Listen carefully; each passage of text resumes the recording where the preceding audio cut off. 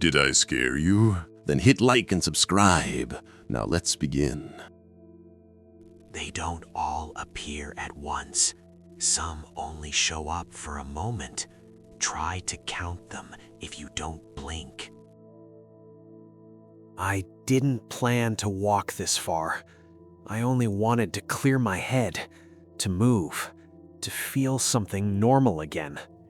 The village was quiet, too quiet. The kind of quiet that doesn't feel peaceful, just unfinished.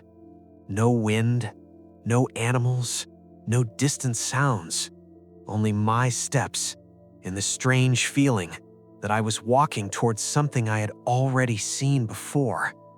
The path stretched forward between the houses, lit by soft lanterns.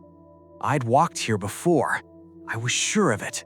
Same fence, same crooked post, same broken stair near the well. But something was wrong.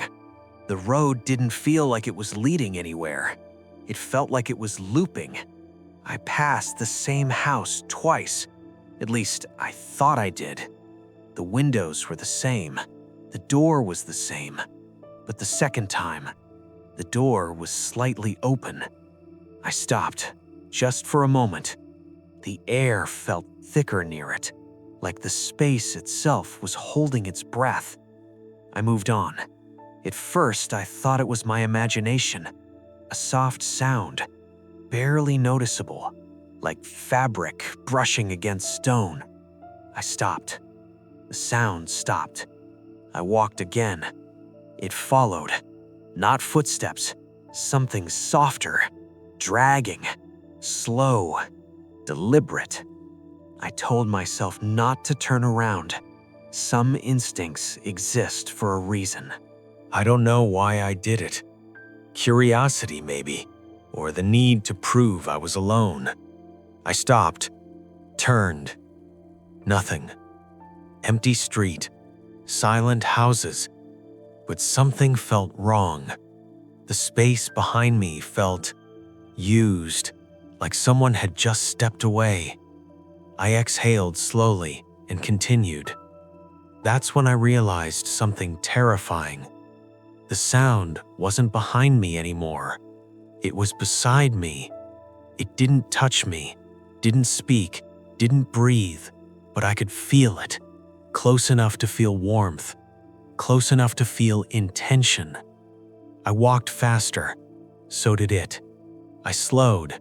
It slowed, always matching me, like a reflection that had learned how to move independently. I passed another house. The windows were dark, but I felt eyes behind them, not watching, waiting. My thoughts started to feel heavy, like they were being pressed down. I tried to remember when I had entered the village. The memory felt distant, blurry, unimportant. That scared me more than anything, because fear should be sharp. But this wasn't fear, this was erosion. Something was slowly wearing me down, erasing urgency, erasing will, making me want to stop. It didn't come from outside, it came from inside my head. Not words, a suggestion. You're tired, you can rest now. I shook my head. No, I whispered. The village didn't react, but the pressure increased. The road seemed longer, my steps heavier, the air thicker. I felt like I was walking through water. I stopped suddenly. Everything else stopped too. The sound, the pressure, the feeling.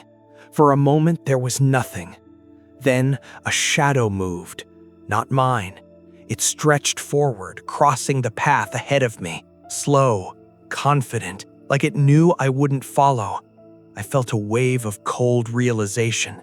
It wasn't following me, it was guiding me. I finally understood. This wasn't a village, not really.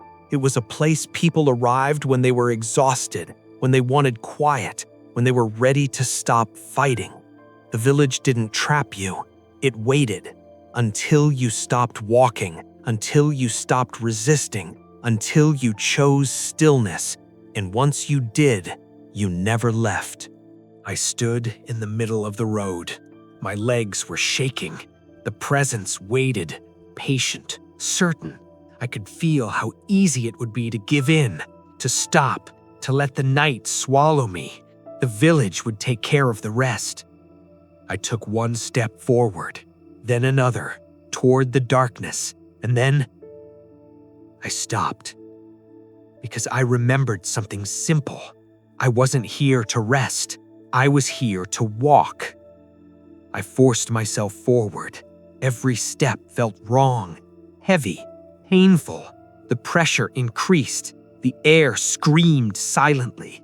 The shadow stretched toward me, but I kept walking, one step, another, until suddenly the feeling vanished. The night loosened its grip. The road felt real again. I didn't stop until I reached the edge of the village. When I finally turned around, everything looked normal, quiet, empty. But on the ground behind me, there were footprints. Mine. And beside them, another set.